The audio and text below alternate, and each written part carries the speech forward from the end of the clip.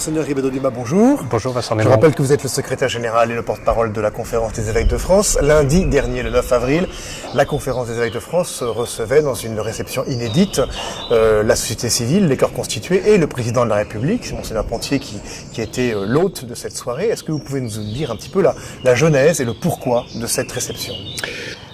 Le Conseil permanent de la Conférence des évêques avait décidé il y a quelques mois qu'il serait intéressant que le président de la conférence puisse adresser un message un peu fort à la société française et aux catholiques de notre pays, après avoir entendu de nombreux interlocuteurs qui lui disaient combien la parole de l'Église était attendue, et attendue sur des sujets sur lesquels elle ne parlait pas forcément. Je pense notamment à la question de l'entreprise, je pense aux questions liées à la justice dans le monde, mais aussi aux questions d'actualité comme la bioéthique ou les migrants. Fort de cette invitation d'un certain nombre de personnes, notamment à Lourdes lors des assemblées plénières, mais aussi à la sensibilité que le président de la République a vis-à-vis des questions religieuses et qu'il a manifesté à différentes reprises en recevant les responsables de culte sur la question des migrants, mais aussi lors des vœux traditionnels à l'Élysée en début d'année. Il a semblé opportun au Conseil permanent d'organiser cette soirée qui a eu lieu lundi dernier au Bernardin. Alors cette soirée a été longuement commentée, analysée, parfois critiquée. Votre regard à vous, votre analyse à vous en quelques mots, quelques jours après cet événement.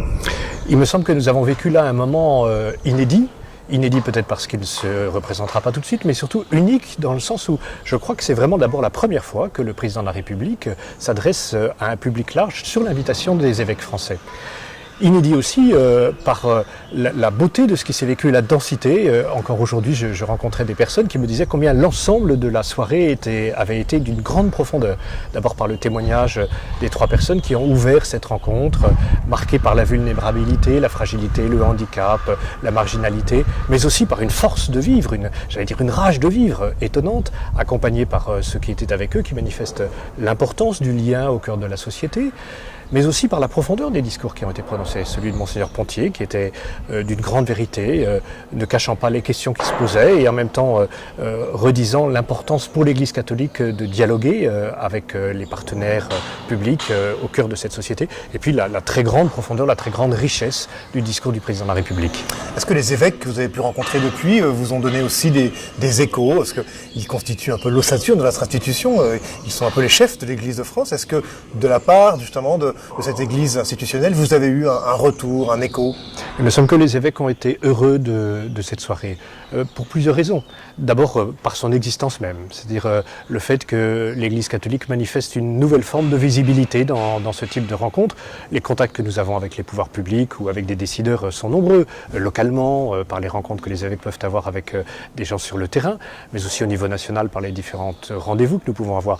Mais là, c'était particulier, c'est vraiment 400 personnes invitées en raison de leur fonction, du rôle qu'ils occupent dans la société civile.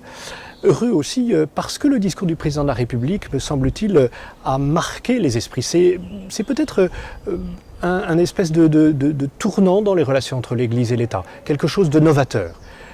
Peut-être pour deux raisons essentielles. La première, c'est la reconnaissance que le président de la République a manifestée vis-à-vis de l'Église catholique dans son apport pour la société, dans ce qu'elle a fait tout au long de son histoire et dans ce qu'elle continue de faire.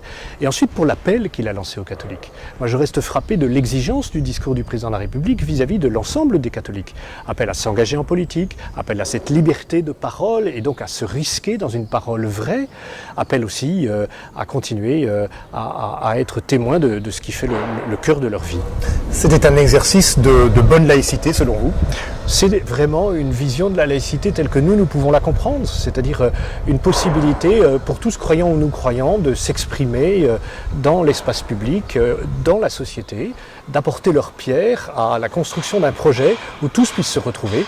Et je crois que pour ça a été une soirée réussie. Donc une invitation très forte faite à l'Église de prendre part au débat, d'avoir finalement une voix qui compte dans la société. C'est cela qu'on a entendu, c'est cela que le président de la République a voulu faire passer à l'Église qui était présente. Oui, je crois que le président de la République a su utiliser des mots du langage chrétien, des mots qui peuvent parler au cœur des catholiques, pour, comme il le dit, pour que la République demande à l'Église 3 dons. Le don de la sagesse, ce don de la sagesse qui est profondément ancré en nous, qui est basé, je crois, sur le fait que nous marchons à la suite du Christ, qui est la vérité. et que donc forcément, ce que nous avons à dire, nous le disons d'une manière humble, en suivant celui qui est la vérité. Nous ne possédons pas la vérité, nous la suivons et nous la cherchons.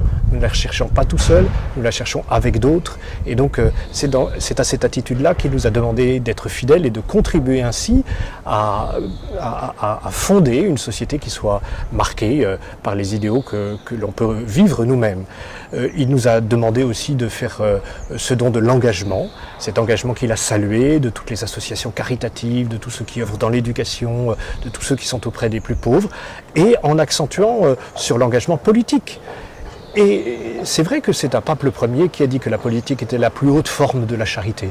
Et donc, je crois que l'engagement politique, les chrétiens sont invités à s'investir dans le domaine politique.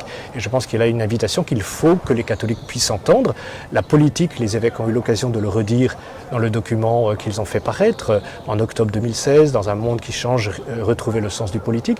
La politique est quelque chose de très noble et il faut que des catholiques s'y engagent, sinon on ne peut pas critiquer ceux qui la font.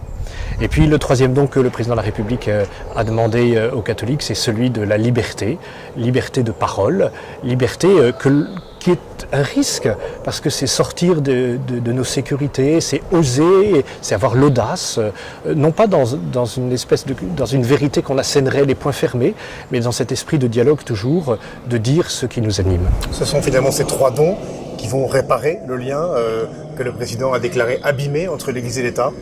Ces trois dons, et c'est d'abord le dialogue entre les pouvoirs publics, entre toutes les composantes de la société qui vont permettre de faire en sorte que les liens entre l'Église et l'État soient au service de la société, d'une construction d'une société juste et d'une société dans laquelle, et la soirée l'a bien marqué, les plus pauvres, les plus petits, les plus fragiles sont au centre.